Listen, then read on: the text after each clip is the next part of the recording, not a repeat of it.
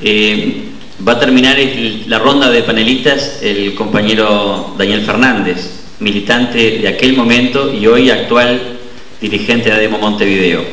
Bien, lo mío fundamentalmente es hacer algunas referencias que ustedes quizás con la memoria puedan acompañarme. Quizá la memoria con el tiempo, hay una gran lima que va limando aristas en la memoria y va dejando algunos hechos que creemos importantes y otros no, pero sí quería hacer referencia a algunos, fundamentalmente a los compañeros que ya nombraron y a otros compañeros que los anónimos de siempre, que construyen el presente y construyen el futuro con su acción pasada, ¿no es cierto? Nosotros en aquella época andábamos por los 23 años, 24, éramos la gurizada del magisterio, quizá a pesar de alguna sonrisa éramos la gurizada en aquella época, y teníamos todo el impulso de salir del instituto normal.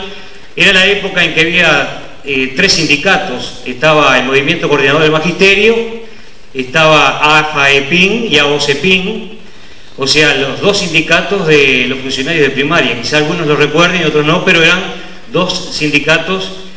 Era la época que una vez recuerdo hicimos una asamblea conjunta en AEU.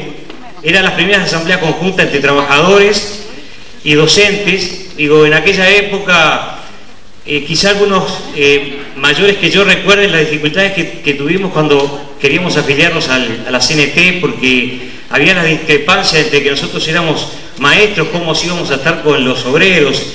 Esas pequeñas cuestiones que ahora parecen irrisorias, que son irrisorias, pero que en aquella época pesaba, y pesaba mucho. Hicimos una asamblea, me acuerdo, en AEU, y me acuerdo con un compañero, que después le voy a nombrar más adelante, se llamaba Edilio Rodríguez, el Filo le decían. Pero no era por un nombre brasilero el Filo, era porque el filo de sartén, el filo de sartén sirve para una cosa, sirve para romper los huevos. Y él era una persona muy insistente, entonces le habían puesto Filo. ¿Se acuerdan de Filo? Bueno, entonces Filo, en esa asamblea, se le ocurre decir: acá somos una manga de giles, por favor. Lo que fue decir la palabra giles en una asamblea de maestros. Creó toda una conmoción allí, pero era para pintar las épocas que estábamos viviendo. Era la época en que Carlitos Chazales se quiso pelear con Caracés Arabia, porque uno era del Partido Comunista y otro era socialista. Después terminaron ambos afiliados al mismo sector. En un caso, Carlitos Chazales, todos conocen su historia, desaparecido, muerto en Cuba después, y Caracés Arabia, para información, está de panadero por Perú, por algunos lados de aquellos, quién sabe. En esa época nosotros militábamos como jóvenes, también un poco al estilo Filo Sartén, porque teníamos los grandes maestros, que era Rolando, Teresita Rossi, a Gloria Guerrevere, Marta Gumila. No quiero decir que éramos apenas una diferencia de edad. Miriam Brayer, el viejo Balbi, Selmar, con el cual teníamos Juan Lorenzo Pons, maestro de maestros. En fin, podemos seguir nombrando, capaz que Manola. El 26 de junio nos enteramos, nosotros en esa época militábamos en el Partido Comunista y estábamos militando en el seccional de la enseñanza que quedaba en la calle Constituyente, ¿no es cierto? En la calle Rodó ahora, pero en aquella época La Valleja. Y el 26 de junio nos enteramos de la certeza de que el 27, de que posiblemente esa noche se disolvieran las cámaras, etcétera, etcétera. Entonces tratamos de organizarnos como podíamos. Efectivamente, el 27 de junio, en la mañana nos despertamos y nosotros como maestros no empezamos la huelga general porque suspendieron las clases. Fueron suspendidas las clases, se adelantaron las vacaciones, una cosa por el estilo, si la memoria no me falla. Y esa mañana en la casa del Negro Rivero, que está presente por allá, que era el secretario general del sindicato, nos reunimos con la federación a tratar de organizarnos para ver qué hacíamos como maestros, como sindicato, ¿no es cierto? Por esos días, la última contribución efectiva de Paco Espínola, el velorio de Paco Espínola sirvió también como elemento organizador en la casa de la calle Sierra, donde se reunieron incontables militantes de todos los sectores para tratar de intercambiar opiniones sobre lo que estaba pasando en el movimiento político, que algunas cosas las sabíamos, pero otras, digo, lo que se venía, ahora lo podemos decir, pero en ese momento no teníamos, por lo menos los que éramos muy jóvenes, la más pálida idea de lo que se venía, ¿no? Y allí tratamos de organizarnos, y mi perspectiva es, ¿qué hicieron los maestros? ¿Qué hicimos nosotros como maestros en esa época? Nosotros como maestros teníamos el sindicato, y bien lo dijo Rolando, esa mañana del 27 nos reunimos, recuerdo, en la casa de Rivero, con toda la FUM y un montón de compañeros que pudimos conectarnos para ver cómo empezamos a organizarnos. Una de las cosas que veíamos importante era el tema de los ficheros de ADEMO. Y Rolando lo contaba en la calle, acá se hizo una gran quema, estaba el compañero Peña, que vivía, si no lo recuerdan, vivía acá en la casa del maestro, que era el cuidador, y entre las que pudimos quemar y las que se llevó Rolando para su casa para hacer el asado, porque él dijo que iba a hacer una quema, pero mintió, porque a veces a la policía dijo que iba a hacer un asado. Y se trató allí de sacar la mayor cantidad de cuestiones comprometedoras para el movimiento sindical. Claro, yo estoy mirando Gladys Baleño y toda la gente que estuvo en esa época, ¿no es cierto?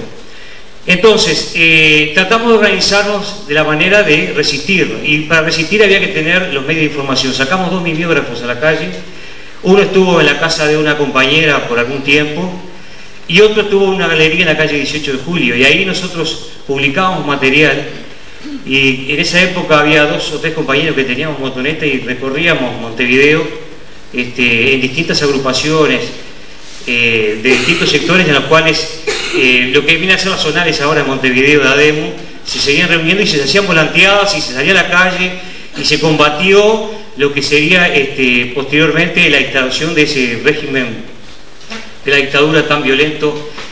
Pero nosotros estuvimos presentes como maestros en la calle y manteniendo la prensa clandestina, ¿no es cierto?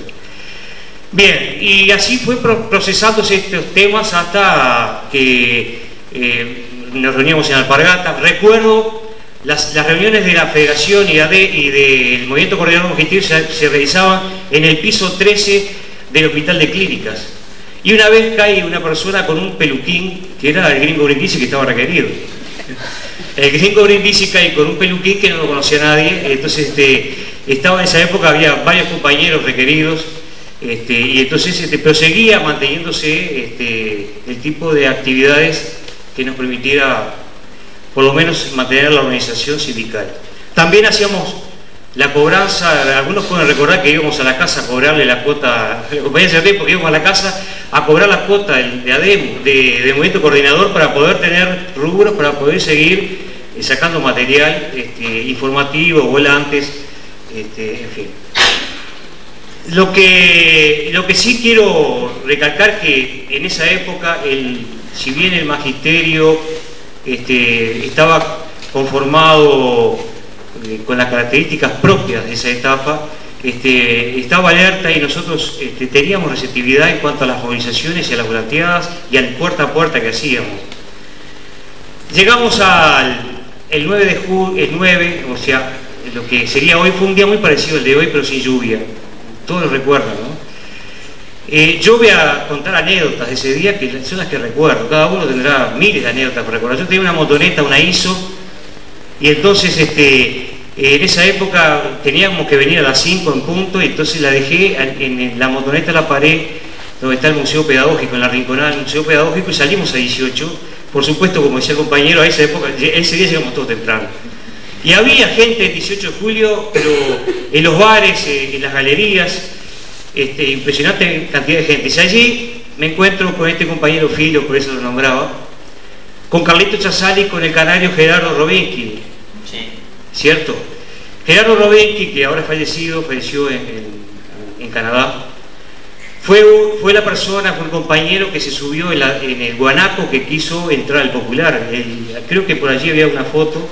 Que estuvimos reunidos el 18 de julio porque empezamos a caminar por el 18 de julio, donde estaba lleno de tiras, impresionante, y no sé quién dio la voz de Aura, pero se salió a la calle en un momento determinado y todo el mundo gritando con ese nerviosismo de la época, del momento, y una gran bronca contenida de mucha gente. Yo he visto, recuerdo, con estos compañeros se produjo allí algunos conatos de incidencia con los propios milicos que estaban allí, y corrimos hacia el Automóvil Club que está en la calle Colonia, y allí nos quedamos un rato, pero no nos convencimos. Entonces allí nos metimos en un ómnibus, a pesar de que estaban en huelgas, había un carnero allí, que entre los que íbamos en el ómnibus todos sentados, tranquilos, el guarda se animó a venir a cobrar un boleto y le dijo, alguien le dijo: carnero de mierda, ¿qué estás haciendo? Una cosa por el estilo, así, violenta, ¿no? Para aquella época estoy hablando, para aquella época. Y entonces viajamos 2 o 3 cuadras a la Plaza del Entrevero, allí nos bajamos y allí estaba muy brava la cosa. Ustedes recuerdan que estaban, creo que hubo un herido en una de los edificios de arriba, porque tiraban hacia arriba con, no sé si eran balas de verdad o balas de salva o balas de goma. Y estaba en la calle donde estaba el Popular, allí había un gran conato también muy fuerte. Y eso siguió un rato largo, porque después los propios tiras que estaban ahí sacaban gente de la calle caminando por 18, porque la gente se fue quedando, no recuerdo, pero podrían ser las 6, 6 y media, y la gente seguía ida y vuelta por 18 de julio porque no se convencía. Más allá de todos los hechos particulares y pormenores que podría haber, en aquella época uno podría recordar las esperanzas que tenía. ¿Estarán todas las Fuerzas Armadas de acuerdo? ¿Estará la Fuerza Aérea en contra de la...? Porque uno hacía especulaciones que, si se las pone a pensar, era que hasta el sentir el ruido de algún avión era la especulación de que podría ser de que la Fuerza Aérea estuviera... Bueno, definitivamente sucedió lo que sucedió, ¿no es cierto? Pero a mí me parece importante, primero, desde el punto de vista del magisterio y lo que tenemos el privilegio de todavía seguir en actividad, de trabajar en las escuelas y ver a nuestro sindicato que sigue estando, esta oportunidad que me dan a mí de contarles cosas que yo creo que no les he contado nunca, porque nunca tuve la oportunidad, salvo a mis hijos, que como a todos los hijos uno le cuenta y a veces los quieren escuchar, y a veces, bueno, son cosas muy alejadas de la vida de ellos, ¿no es cierto?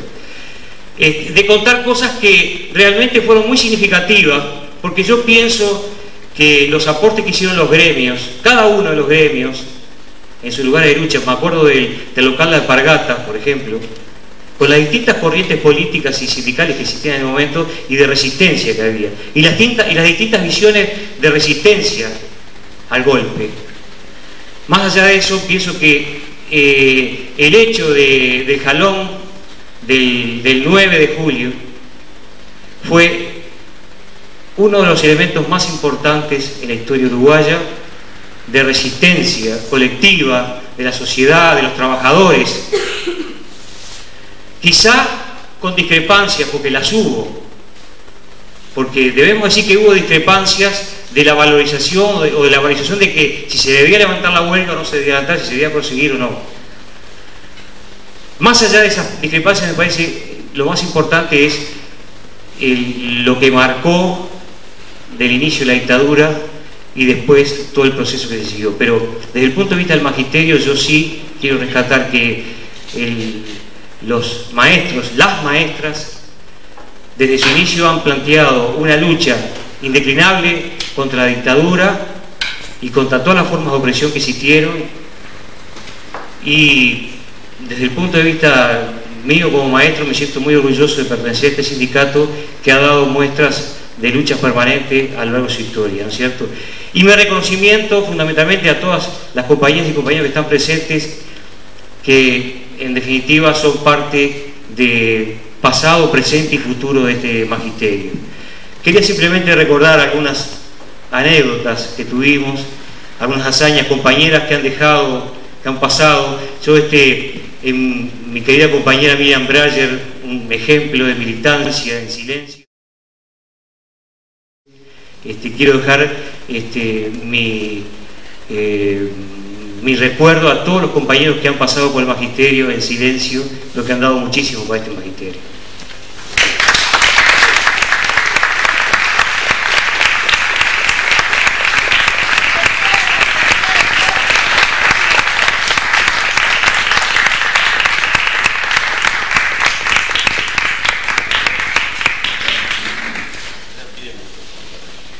compañeros, como la historia la hacen los pueblos y cada uno de los integrantes del pueblo, quiero dejar constancia dos llamados telefónicos que tuvimos un poquito antes de las 5 de la tarde, de compañeras entrañables que hoy avisaban que no podían estar, y especialmente pedía que saludara a Miriam y a Marta. Estoy hablando del llamado de Palmira Pimienta. También llamó Dana Sosa explicando por qué no podía estar, y una compañera que no me dio el apellido, pero dijo que seguramente muchos militantes de aquella época recordarán, dijo: soy Fanny, y bueno, queríamos dejar el mensaje de ellas.